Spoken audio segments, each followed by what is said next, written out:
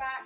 So today I'm going to be sharing with you a few tips that I've kind of picked up along the way on approaching your employer for flexible working. You might be thinking you want to go back to work, but you may not want to or be able to work at the same capacity that you did before.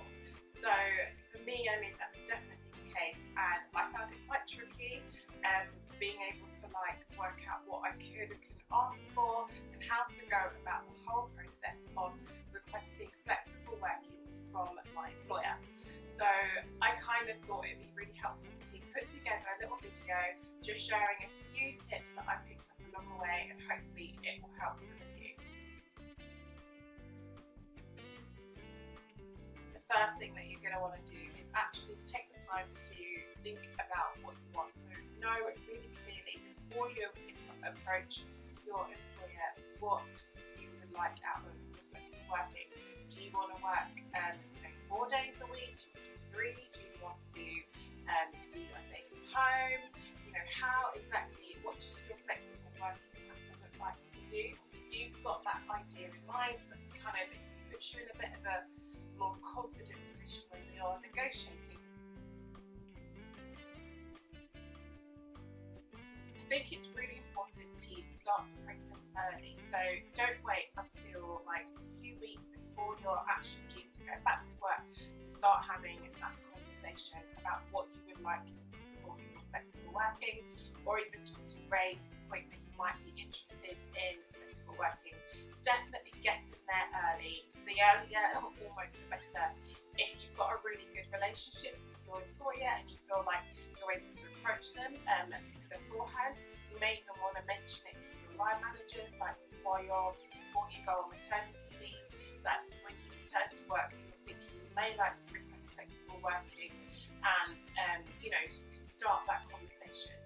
I am due back to work in November, mid-November, and I actually started the process of requesting flexible working with my employer in June, and it's now September and it's only just been agreed. So depending on your workplace, it could actually take a while. Give yourself enough time, it will make your return to work so much smoother as well. Know your rights before you kind of go into this process. Do some research, and this is something that I really stupidly didn't do. So do a little bit of research. Ask your employer their flexible working policy, or if they have one. You'd be surprised. Lots of employers don't actually have a flexible working policy, so you're going to want to ask them to see it, and if they haven't got one, then maybe ask them if they have any guidelines or what their process is. So make sure you do chat with them and find that out as well. I would also recommend going onto the ACAS website, because they've got some brilliant resources for both employees and employers on dealing with flexible working requests. I will leave a link down below to ACAS, so it's pretty easy for you to head over there and just kind of get a little bit more information if you need it. Put your request in writing. Again, this might sound obvious, but it's so important to write it down. I would literally, even when I've had verbal meetings, face-to-face meetings, even with my managers, after those meetings, I would just jot everything down in a little email and send that across, just to kind of recap over the points that we mentioned and the actions that were going to take place. And this was really helpful to kind of go back for me to know what steps I needed to do next, and also to make sure that other people were fulfilling what they said that they were going to do. I think putting it in writing is also great, because you then got something to refer back to, and if it's not necessarily going according to plan, you can kind of go back and say, look, we agreed this, it's not happening, can we talk about this? And you're covering your back, and you're also, your employer, they're covering their back as well by making sure that it's a really transparent process. Something that I didn't think about at first was actually to consider, why would my request benefit my employer? It's pretty obvious why it would benefit me, but actually I had to think about, what are the benefits to my employer for me working flexibly, because they need to be able to gain something from